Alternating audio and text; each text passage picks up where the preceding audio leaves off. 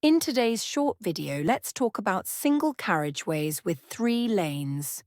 According to Rule 135 of the UK Highway Code, when you're driving on a 3-lane single carriageway and there are no signs or markings giving priority, here's how to approach it. You must drive on the left side lane, which is your normal driving position.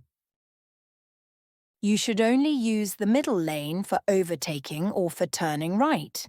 It is not a dedicated lane for either direction, which means drivers coming from the opposite way can also use it to turn right or to overtake. Remember that oncoming traffic have the exact same right as you do to use the middle lane. Therefore, you must always check carefully before moving into it. The right side lane is for traffic coming from the opposite direction.